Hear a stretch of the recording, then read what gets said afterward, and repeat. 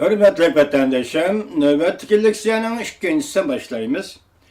Devlet alqıgan şirketler Jungo'dan zor kölemde çekinişki başladı. Mavzulu haber, 2. ayının 10. günü Jungo'ga nazar to'g'ri betida e'lon qilindi. Baş tabi Amerikada tizimga ilingan yer işaret to'sho şirketi e'lon qilgan bir parça dokladda ko'rsatishicha 2014-yılı Jungo'dan çekinip çıkan adamların sani, yani chet elliklerinin sani, Jungo'ga kırıvatkan adamların sanidan 2 hassa eşip ketken. Doklatımında görüldü. Chet el kişilerinin chet ellik kişilerinin Jungo'dan çekinip çıkışının sebepleri: biri, pasportun vaqti to'shdi. Yani biri turmuşdan serpiyatı örlep ketdi ve havanın bulgunuşu münasebetlik. Ondan başka Jungo'nun iqtisadi taraqqiyatı asılap ketdi. Bazı şirketler Jungo'da iş günü tertiplerini azaytdı ve çıkımını kıskarttı. Emgek serpiyatının örlüşüge erişip bazı şirketler tadqiq qilish, yasash, ishlab chiqarish bölümlerini Jungo'dan yotkab Vietnam ve Malaya devletleriga elip çıkıp ketdi. Doklatda Jungo'da hazır siyasi vaziyet ve siyasi kayfiyatının çıngıp ketayotganligi, onundan başka Reis Xi Jinping yol qo'yayotgan qarshi hareketinin qo'zg'alishi ve bu hareketinin chet el şirketlerinin kasbiy mashg'ulotlarının muqimsiz bir holatiga ta'sir ko'rsatganligi qatorliq mazmunlar doklatda tilga ilinmadi.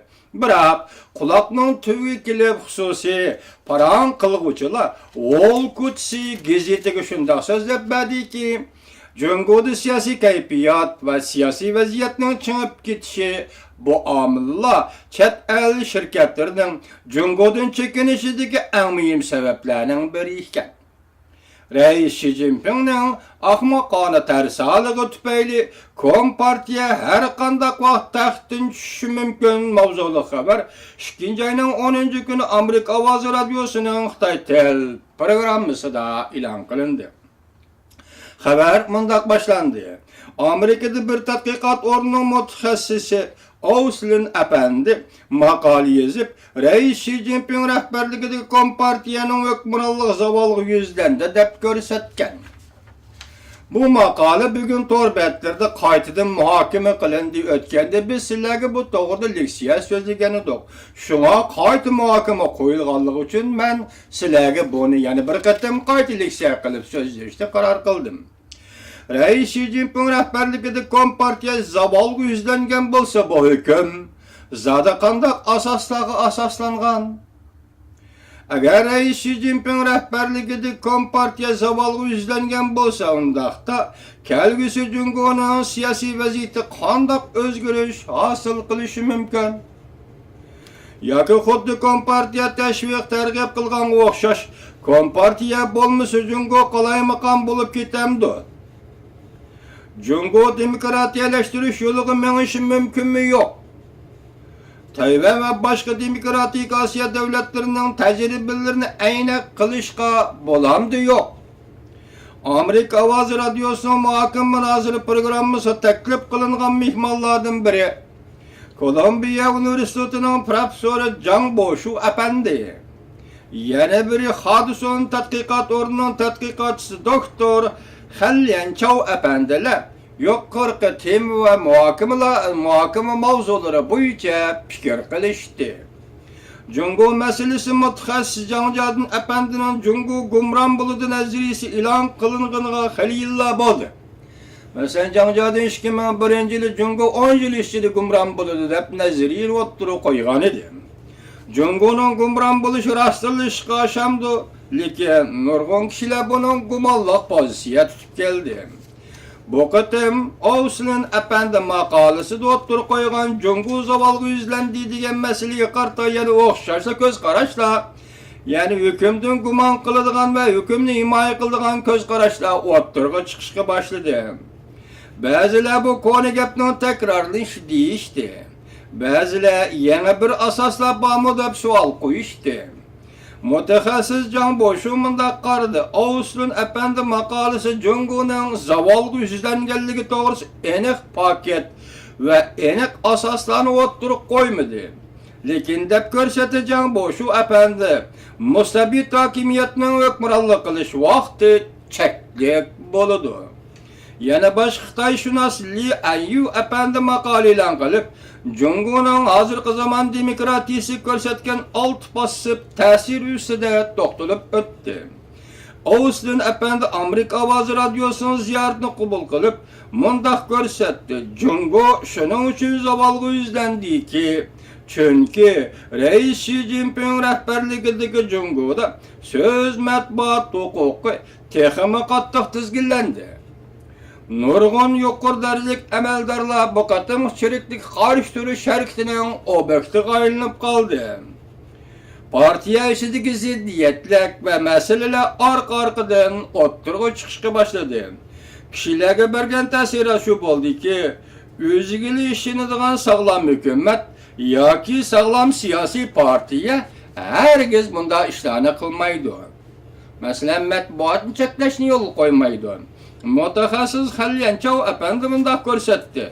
Navbatda Kompartiya dal mushundaq illat va xislatlarga giribdor bo'lib qoldi. Jungo'ning tashqi va atrofidagi davlatlar bilan bo'lgan to'qinishini kuchayib qolmasdan, Jungo'ning ichki qismidagi ziddiyatlarning besimi bargan sari zo'rayishga boshladi. Jungo'da mundaq bir tamsil bor deydi mutaxassis Xalyanchov Efendi. Boylik ish davrdan alqib ketmaydi. Navbatda garchi Jungo 5-avlod rahbarlik davriga kirgan bo'lsa-mu, Jungo yanala qizillarning hukmronligi ostida turibdi. Uning ustidagi navbatdagi vaziyatni keltiradigan bo'lsak, Kompartiyaning hukmronligi haqiqatan zavolga yuzlandi deydi Xalyanchov Efendi. Jungo Kompartiya huquqdan ayrilgan aman Jungo davolg'ish ishiga kirib ketadi deydi. Mushu orqali Jungo fuqarolarini qo'rqitadi. Lekin mutaxassis Can Boşu Efendi Jungo'ning davolg'ish davriga kirib qilishini atayin. Kompartiya bo'lmasimi Jungo tinch yo'l bilan o'zgaradi.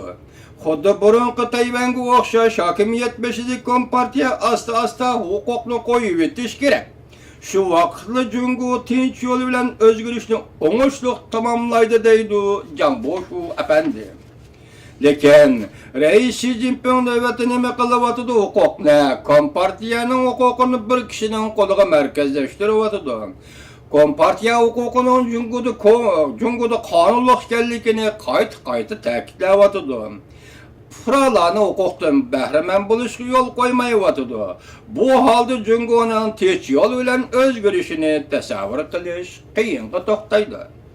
Munozara qatnashgan Jejangliq Wang Efendi mundaq ko'rsatdi. Kompartiya ishonchdan ayrilib bo'ldi. Huquqdan ayrilib qolganligi bu bir iqim. Belki saqlang'ili bo'lmaydigan tarixiy iqimdir. Munozara qatnashgan Tenjillik Can Efendi mundaq ko'rsatdi. Reis Xi Jinping tarsalik qilyapti. Lekin Kompartiya siyosat va nazariya jihatda qurib, qaqshal bo'lib qoldi.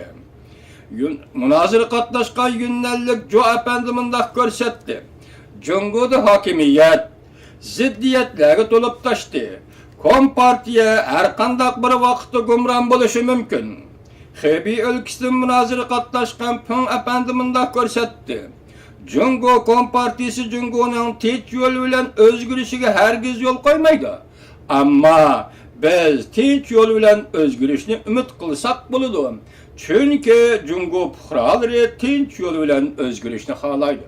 Demak, Jungo fuqarolari tinch yo'l bilan o'zgarishni xohlaydi ekan, Kompartiyaning Jungoda mundaq qalaymaqanchilik yoki qurolliq bir harakatlarni qo'zg'ishi mümkün emas ve mümkün bo'lmaydi deydi oxirgi hisobda Peng Efendi.